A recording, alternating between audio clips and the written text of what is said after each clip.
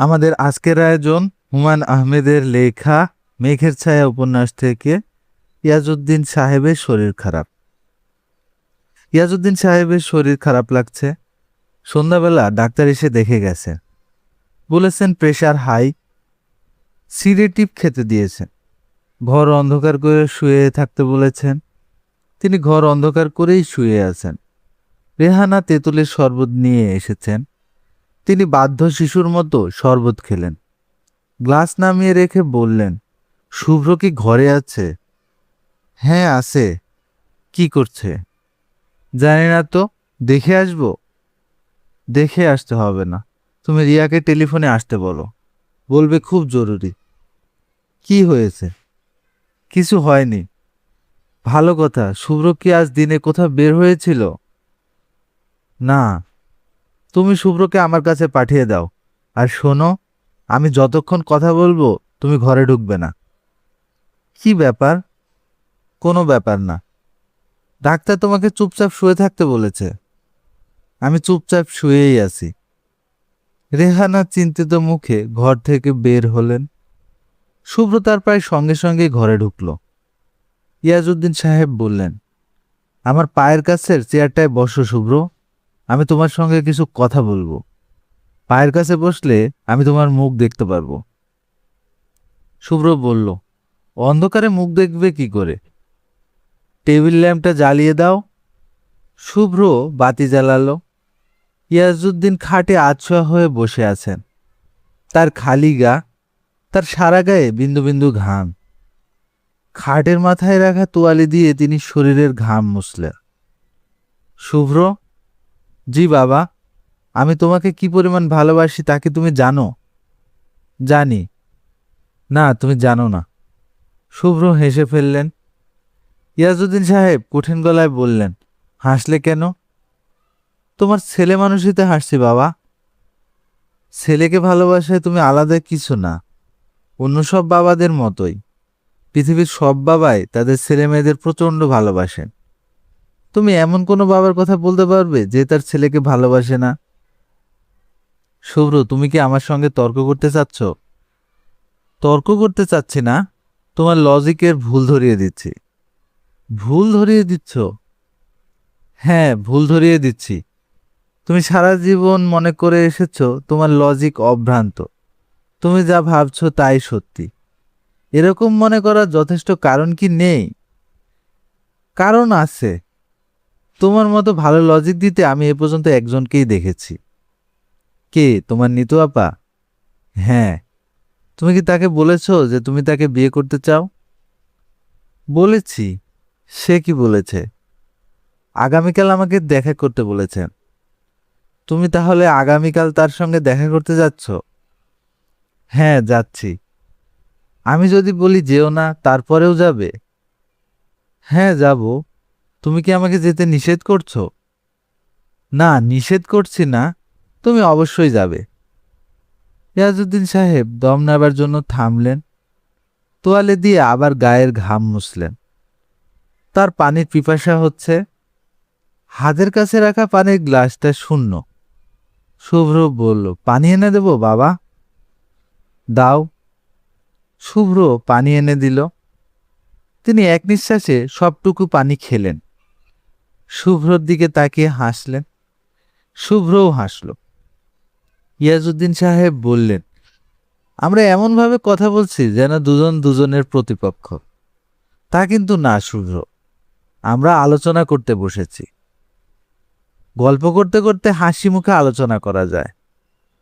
আমি তোমাকে কখনোই প্রতিপক্ষ ভাবি না বাবা, কখনোই না। না ভাবাই ভালো। আমি খুব শক্ত প্রতিদ্বন্দ্বী, তুমি যুদ্ধে আমার সঙ্গে পারবে না, হেরে যাবে। না বাবা, তা হবে না। আমি হারবো না, তুমিও আমাকে হারাতে পারবে না। তুমি ভুলে যাচ্ছ আমি তোমারই ছেলে। তোমার যেমন হারার অভ্যাস নেই, আমারও নেই। ইয়াজউদ্দিন সাহেব বালিশের নিচ থেকে সিগারেটের প্যাকেট বের করলেন। সিগারেট তার জন্য পুরোপুরি নিষিদ্ধ, কিন্তু এখন তিনি সিগারেটের জন্য প্রবল তৃষ্ণা বোধ করছেন। শুভ্র, আমি যে অসুস্থ তা কি তুমি জানো? জানি বাবা। পুরোপুরি বোধহয় জানো না। আমি গুরুতর অসুস্থ, কাউকে তা বুঝতে দেই না। নিজের সমস্যা আমি নিজের মধ্যে রাখতে ভালোবাসি। আমিও তাই করি।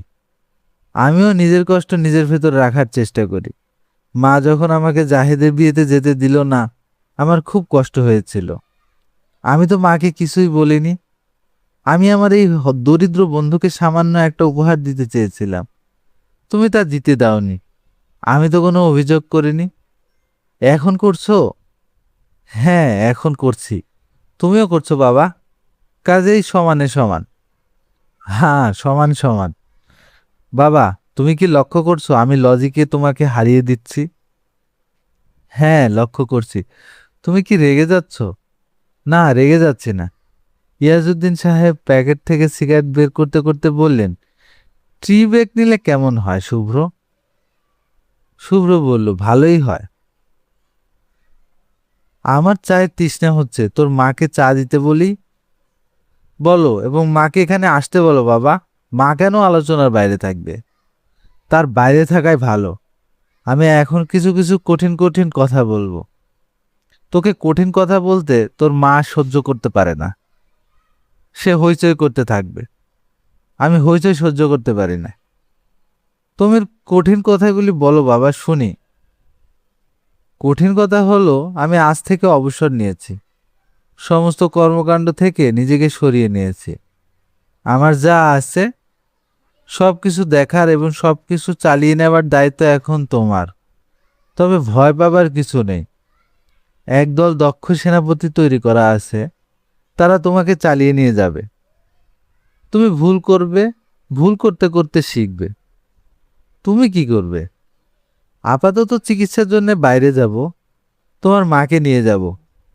কিছুদিন ঘুরবো বাইরে বাইরে, কতদিন তা জানি না। রেহানা চা নিয়ে ঢুকলেন। ভীত গলায় বললেন, রিয়াকে টেলিফোনে পাওয়া যায়নি। ইয়াজউদ্দিন সাহেব বললেন, ওকে লাগবে না। রেহানা, আজ যে একটা বিশেষ দিন, তাকে তুমি জানো? রেহানা চুপ করে রইল। ইয়াজউদ্দিন সাহেব ক্লান্ত গলায় বললেন, তুমি জানো না? আমিও তাই ভেবেছিলাম। আজ আমার জন্মদিন। শুভ্র বলল, শুভ জন্মদিন বাবা। ইয়াজউদ্দিন সাহেব বললেন, thank you Shubhro, thank you. তিনি রেহানার দিকে তাকিয়ে বললেন, একজন ডাক্তারকে খবর দাও, আমার শরীর খুব খারাপ লাগছে। শুভ্র, জি। বাতি নিভিয়ে চলে যাও।